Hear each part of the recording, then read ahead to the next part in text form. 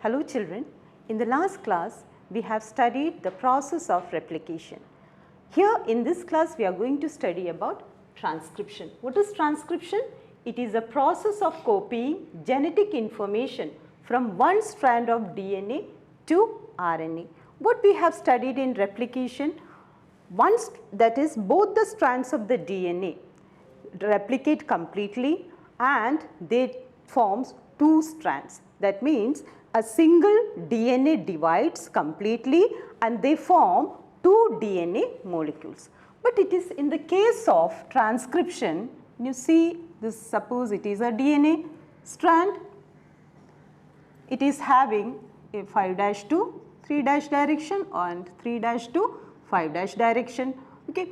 Now the nitrogen bases A, T, C, G, C, A. Okay. Now the complementary bases are present in this strand, that is A, T, T, A, C, G, G, C, C, G and A, T. When this strand undergo in the process of transcription, only one of the strand is involved in the process of transcription and that too a segment of the strand. Here what we have seen in transcription, only one strand is transcribing, that too a portion of the strand is transcribing. Now the question comes, why both the strands are not transcribed? The reason is that you see here, we'll just separate these two strands.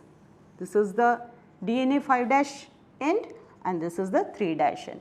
And suppose if both the strands are undergoing transcription, so what will happen? This is A, T, C, G, C, A. Here when this forms RNA, so it is 3' end, this is the 5' end, RNA, you see here, what is this? This is A will pair with T, but here we are during transcription what is formed? That is RNA is formed. Okay. During the process of transcription, A will pair with U. Why? Because in RNA, instead of thymine, what is present? Uracil is present. And here T, A, C, G, G, C, C, G. Again A instead of T, U. Okay. Similarly, this strand also transcribes. It is in the 3' to 5' direction. Suppose it also transcribes togetherly. So it is T and A, if it is G, C, G, T, and it is forming RNA. So A here comes T pair with A. Here A is there, so U will be here, C, G, C and A. Suppose both the strands are undergoing transcription, what will happen? See the sequences of nitrogen bases here in the RNA and the sequences of nitrogen bases in the RNA. So both the sequences are different.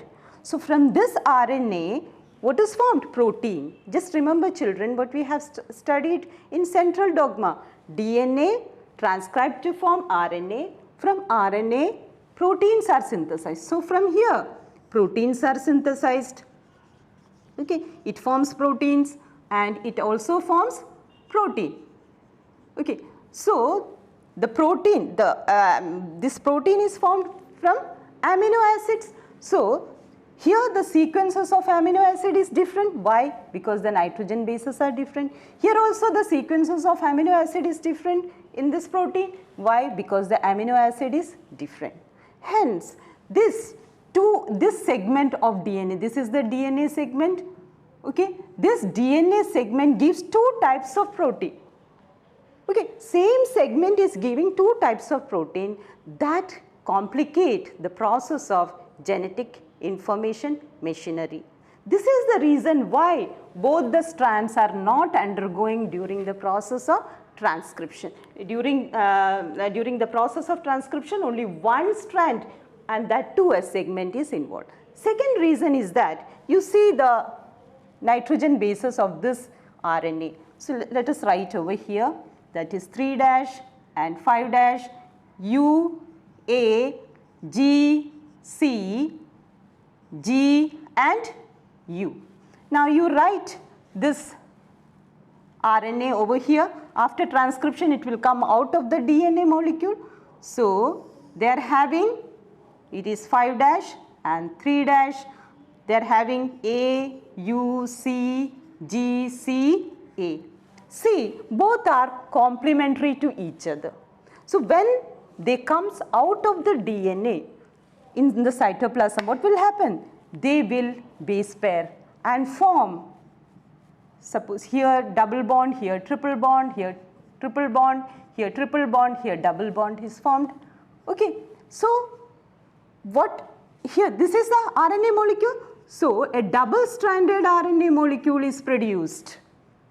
Okay. So when both the strands undergo in the process of transcription, a double stranded RNA is formed that prevent the process of protein synthesis.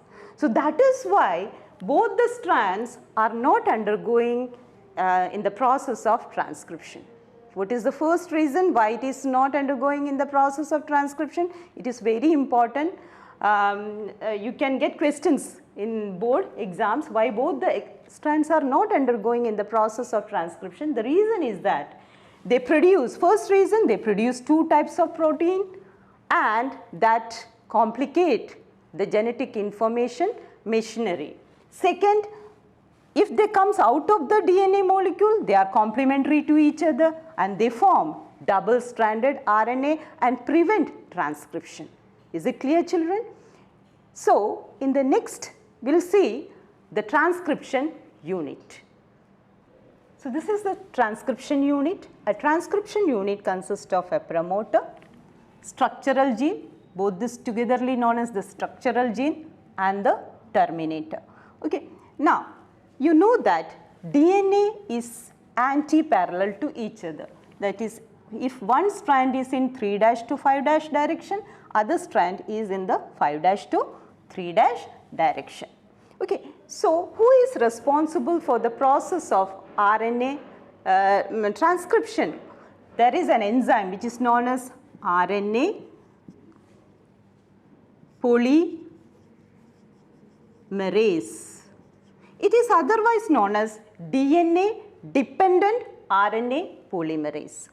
Why it is called DNA dependent RNA polymerase? It will synthesize depending on the DNA strand, it synthesizes the RNA. So it is known as DNA dependent RNA polymerase. This DNA dependent RNA polymerase always synthesizes in the 5' to 3' direction. It always synthesizes in the 5' to 3' direction. That means this synthesize on the opposite strand, that is in the 3' to 5' direction. Okay. So here they synthesizes the RNA. So this strand is said to be the template strand. This strand is known as template on which RNA is synthesized. So if this is the template strand, why it is the template strand? Because it always synthesizes in the 5' to 3' direction. So they are anti-parallel to each other. So this strand, that is the 3' to 5' is said to be the template strand. So the opposite strand of the template is known as coding strand. It is known as the coding strand. Now you see here, when RNA is synthesized over here, okay, suppose RNA, this is RNA, okay. So RNA is having complementary base pair with that of the template. So here A, U will be there. Why U? Because it is RNA. Instead of T, it will base pair with uracil. Here A, here G, here C, here G, C, A, again U, and here A. Now you see the nitrogen bases of RNA and the nitrogen bases of the coding strand. Both are exactly similar. The difference is there that in T and U, because T is DNA, so thymine is present in the DNA, and in RNA instead of thymine uracil is present. The remaining things are exactly similar. The remaining things are exactly similar. So we can say the coding strand and the RNA are exactly similar. So during the process of transcription, we can refer this coding strand. Okay. So we will say this as 5' end as upstream, and 3' end is said to be the downstream. So the promoter is present at the upstream region, okay, and the terminator is present at the downstream region, because we are referring the coding strand. Okay. So what is a promoter? Promoter is nothing but it is a segment of DNA. We are demarcated with the particular mark here. We have given a particular mark over here. Actually it is a segment of DNA. That means this DNA is a repeated sequence of TA, TA, TA. So it is known as the Tata box.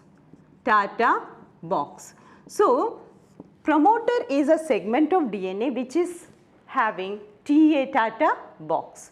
Is it clear, children? So this is the transcription unit. So what you have seen, transcription unit consists of promoter, structural gene is divided into two strands, that is a template on which RNA is synthesized. Coding strand is the opposite strand of the template, and a terminator where the transcription ends. Here the transcription begins and here the transcription ends. Is it clear, children? Now we will see the genes. Children, we have studied this gene in the first chapter of this unit. Gene is the unit of inheritance. Where it is located? It is located in the chromosome. What we have studied in this unit, in this chapter, that means this gene is a segment of DNA. Gene is a segment of DNA. Literally, we can't say gene is a segment of DNA. Why? Because all the genes do not code for polypeptide. Otherwise, we can use in other term we can say a DNA segment coding for polypeptide is known as gene. That is, a DNA segment coding for polypeptide is called gene. So otherwise we can say it as cistrone. Cistrone, the term cistrone is used over here. Okay. So the segment of DNA which is coding for polypeptide is known as the cistrone. Okay. So why? Because gene carries the character and the character is expressed in the form of polypeptide. Polypeptide is the protein. Okay. So we can say it is a cistrone. Again, the cistrone can be divided into two. One is polycistrone and second is monocistrone. Polycistrone you can see in prokaryotes and monocistrone you can see in eukaryotes. So what is monocistrone? Mono means one. Okay, why it is called one, monocistrone? Actually, this eukaryotes is having split gene. What do you mean by split gene? Split gene means it is having coding strand which is interrupted with non-coding strand. Suppose it is having a coding strand and it is interrupted with non-coding strand. Again it is having coding strand and it is interrupted with non-coding strand. So that is why it is known as the split gene. So coding strands are known as exon and the non-coding strands are known as the intron. Okay. So that is why these non-coding strands are removed out and it forms a small segment. That is why it is known as the monocistrone. So, this type of gene or cistrone you can see in the eukaryotes. But in this case of prokaryotes, the entire gene will code for polypeptide. So, it is known as the polycistrone. So, this is the difference between polycistrone and monocistrone. So, what you have seen, cistrone is a DNA segment which is coding for polypeptide. Cistrone are of two types, that is polycistrone and monocistrone. Polycistrone is found in prokaryotes and monocistrone is found in eukaryotes. Okay? Now, we will study the different types of RNA. There are three types of RNAs, that is mRNA, tRNA and rRNA. mRNA is known as messenger RNA, which carries genetic information from DNA and it acts as a template. And tRNA transfer the amino acid and read the genetic information. And rRNA, it play a role of structural and catalytic function. Their function is to give structural and catalytic role. Now, these three RNAs are involved in the process of translation, that is in the process of protein synthesis. We will study the protein synthesis in the forthcoming topics. Okay, now you just try to understand what are the different types of RNA. What are the different types of RNA? That is messenger RNA, transfer RNA and ribosomal RNA. Okay. Now, we will study the process of transcription in prokaryotes. These are the steps of transcription in prokaryotes. The first step is initiation. That means here RNA polymerase is an enzyme involved in the process of transcription. They recognizes the promoter region. What is promoter? Data box. That region is recognized by the RNA polymerase. They bind in the promoter region. Okay. After that, a sigma factor is very essential for the initiation. So, sigma factor attaches with this RNA polymerase and initiate the process of transcription. So, this is the first step. What is the second step? During the process of transcription, the second step is the elongation. So, what happened during this process of elongation, the RNA polymerase synthesizes mRNA and this RNA polymerase also opens the DNA double helix structure. Before the elongation process, sigma factor is released out. The role of sigma factor is to start the process of transcription. Okay. Next, the third step is termination. As soon as it reaches at the terminator region, suppose when this sigma polymerase reaches at the terminator region, there is another factor which is known as the Rho factor. That factor binds over here and terminate this. This is RNA, terminates the RNA along with the Rho factor and RNA polymerase, thus terminating the process of transcription. So, what you have seen, there is two factors, that is a sigma factor and a Rho factor. Rho factor involves in the process of termination. For the process of termination, which factor is involved? Rho factor. The sigma factor involves in the process of initiation. Is it clear, children? So, what are the steps in the process of transcription? The first step is initiation. Here the RNA polymerase recognizes the promoter and it binds with at the region of the promoter, and initiation starts when sigma factor binds with the RNA polymerase. Okay. As soon as initiation starts, the sigma factor is released out and RNA polymerase synthesizes the RNA and it also opens the double helical structure of the DNA. As soon as it reaches at the terminator region, this is the region, it terminates the process of transcription. How? By binding the Rho factor. As soon as it reaches over here, the Rho factor binds at the RNA polymerase and terminates the process of transcription. So this is the process of transcription in prokaryotes. So here you can see prokaryotes do not have nuclear membrane. So the transcription takes place in the cytoplasm. Here you can see the transcription and translation simultaneously takes place. Why? Because there is no nuclear membrane. Okay, so you can see that transcription and translation in prokaryotic organism takes place simultaneously. Now you see the transcription in eukaryotes. So in eukaryotes the same steps are followed. There is no difference between the steps of the transcription in eukaryotes and prokaryotes. The same step is there: initiation, elongation and termination. But there is certain differences are there in between prokaryotes and eukaryotes. The first difference is that in eukaryotes they are having 3 types of polymerase, that is RNA polymerase 1, it synthesizes rRNA. Second, RNA polymerase 2, it synthesizes hnRNA. What is hnRNA? hnRNA is known as heterogeneous RNA. Heterogeneous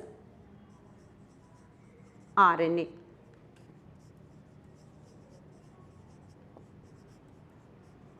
You can see here, that is hnRNA is the heterogeneous nuclear RNA, is known as the hnRNA. It is the precursor of mRNA. In eukaryotes, the transcription, during the process of transcription, RNA is not synthesized directly. What is synthesized? hnRNA, that is precursor of mRNA, is known as the hnRNA. So hnRNA is synthesized during the process of transcription. So the third is RNA polymerase 3. RNA polymerase 3 synthesizes tRNA. tRNA. So what you have seen here, in eukaryotes there are 3 types of RNA polymerase, that is RNA polymerase 1 will synthesize rRNA, RNA polymerase 2 will synthesize hnRNA, which is also known as heterogeneous nuclear RNA, and RNA polymerase 3 will synthesize tRNA. So what you have seen in prokaryotes, prokaryotes are having only one RNA polymerase. This one RNA polymerase synthesizes the 3 types of RNA, that is mRNA, tRNA and rRNA is synthesized by this one RNA polymerase in prokaryotes. But in eukaryotes there are 3 types of RNA polymerase. RNA polymerase 1 synthesize rRNA, polymerase 2 will synthesize hnRNA and polymerase 3 will synthesize tRNA. Second thing is that in eukaryotes, as the eukaryotes are split gene which is having interrupted coding sequences. So when hnRNA is formed, it is having coding strand, non-coding strand, coding strand, non-coding strand. Coding strand is known as exon, non-coding, intron, exon and intron. So this is known as the hnRNA. This is what is transcribed from the DNA. So this hnRNA undergo a processing. What are the steps in the processing? In the process of processing, this is the 5' end, this is the 3' end. In the 5' end, methyl guanosine triphosphate is added. That is methyl, here you can see methyl guanosine triphosphate. Otherwise, you can write over here 5' methyl guanosine triphosphate. So methyl guanosine triphosphate is added at the 5' end. In this process is known as capping. It is known as capping. In tailing, there is another process which is known as the tailing. In tailing, at the 3' end, adenylate residues are added. Adenylate residues are added at the 3' end. So in the 5' end, capping process is carried out. So what is capping? Addition of methyl guanosine triphosphate is known as the capping, which is done at the 5' end. What is tailing? Addition of polyadenylate residue. Okay, there are near about 200 to 300 adenylate residues are added at the 3' end. So this is one steps of processing. Second is, there is no need of this non-coding sequences intron. So it is removed by cutting. That process is known as splicing. So in the eukaryotes, hnRNA is formed by transcription. This hnRNA undergo processing. What are the steps of processing? That is capping and tailing. What is capping? Addition of methyl guanosine triphosphate at the 5' end. Tailing is addition of adenylate residue at the 3' end. Second, the introns are removed by a process of splicing. So then a mature mRNA is obtained. The remaining steps are as such. That is, what are the steps involved here? That is initiation. So initiation you can see in eukaryotes. So what happened? The promoter is recognized by the RNA polymerase. Okay, this RNA polymerase binds at the promoter and sigma factor initiate the process of transcription. Next is elongation. So as the initiation begins, what happens? Sigma factor is removed and RNA polymerase, this is RNA polymerase synthesizes not mRNA, but this we are talking about eukaryotes. We are talking about eukaryotes here. So here what happened? This RNA polymerase synthesizes hnRNA. What is hnRNA? Heterogeneous nuclear RNA. So heterogeneous nuclear RNA is having coding sequences, non-coding sequence, coding sequence, non-coding sequence, coding sequence like this. Okay, so E, I, that is intron, exon, intron, exon, intron. So this is the 5' end. Here what happened? They undergo the process of capping. Capping means addition of methyl guanosine triphosphate at the 5' end.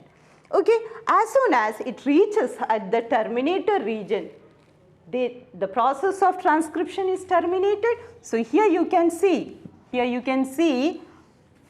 hnRNA, that is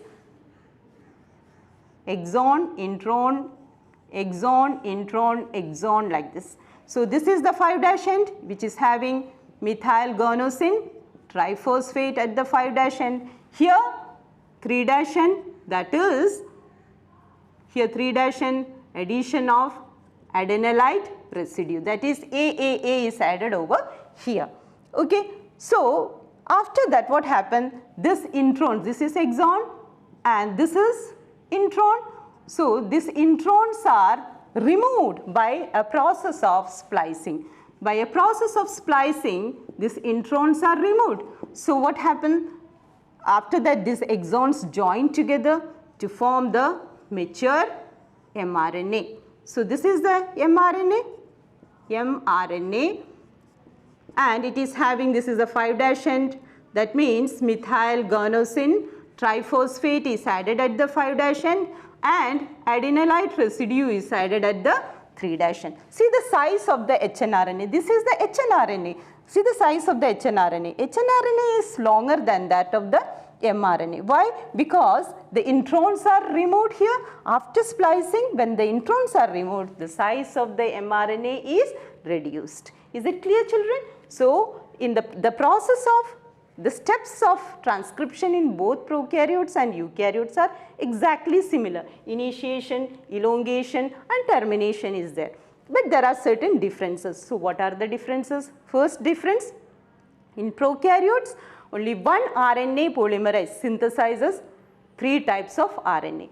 Here in eukaryotes Three types of RNA polymerase is there. RNA polymerase will synthesize rRNA, RNA polymerase 2 will synthesize hnRNA, which is the precursor of mRNA. RNA polymerase 3 will synthesize tRNA. Okay.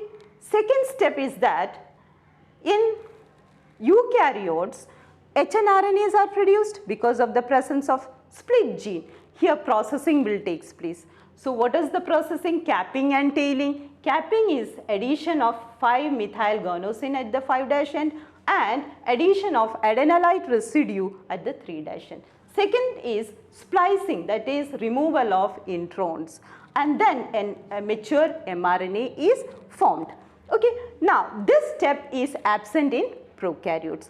What is the next step? In prokaryotes, that is transcription and translation takes place simultaneously in the cytoplasm because they do not have any nuclear membrane. Here transcription takes place inside the nucleus, which is covered by the nuclear membrane. After the formation of mRNA, the mRNA comes out of the nuclear membrane and reaches at the cytoplasm where translation takes place. Is it clear, children? I hope you might have understood the process of transcription. In the next class, we will be studying about the translation process. Thank you.